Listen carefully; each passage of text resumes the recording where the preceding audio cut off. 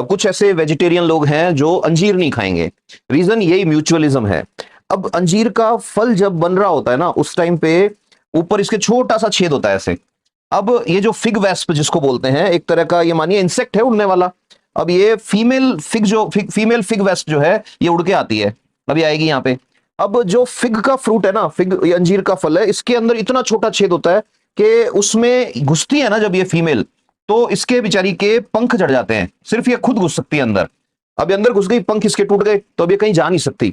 अब ये अंदर अंडे देगी अपने। अब इसने पूरे फिग फ्रूट के अंदर अंडे दे दिए ऐसे, ये ब्लैक वाले मान लो अंडे हैं उसके खूब सारे। अच्छा, अब अंडे देने के बाद इसका काम खत्म हो गया। अब ये यहीं मर जाएगी अंदर ही। अब जैसे ये मर जाएगी तो अंजीर का जो फल है उससे एक एंजाइम निकलेगा।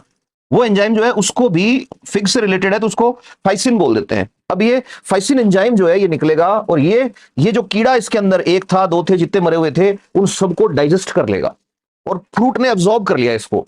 अच्छा, जब ये मरी अंदर तो मरने से पहले इसने अंडे दिए, तो अंडे देने के लिए पूरे अंजीर के फ्रूट के अंदर ये घूमी।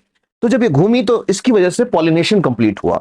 अब इसीलिए ये म्यूचुअलिज्म है। अब क्या होता है कि ये फिग जो है इसको जब ऐसे खोलते हैं तो इसके अंदर से सैकड़ों हजारों इसके जो बच्चे हैं, इंसेक्ट्स जो हैं, वो निकल के ऐसे भाग जाते हैं।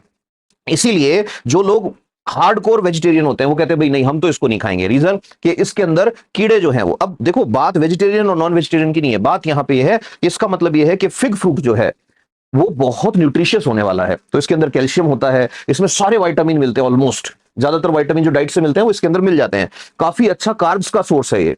अब ये जो फिग है इसको प्रोसेसिंग जो होती है, जिस फॉर्म में अपने पास आता है, हम देखा होगा ऐसे छल्ले से बना के दे देते हैं, तो उसके लिए क्या करते हैं, फ्रूट जो है, अब कोई भी चीज है उसको स्टोर करना है। हमने अभी थोड़े टाइम पहले किशमिश वाले केस के अंदर भी ये देखा था, और दो तीन चीजें फ्रीज ड्राइंग की बात करी थी तब भी ये देखा था कि किसी भी चीज का वाटर हटा दो आप, वाटर आपने हटा दिया तो वो जो है लंबे टाइम तक चलेगी। तो फिग फ्रूट जो है इसकी भी ड्राइंग करते हैं। ड्राइंग करने से पहले इसको बॉईल कर लेते हैं, उसके बाद ओवन में इसको ड्राई कर लेते हैं, कुछ लोग मशीन ड्राइंग करते हैं, इसकी अलग अलग प्रोसेसिंग होती है, और फिर इसको जो है पैक करके बेच देते हैं।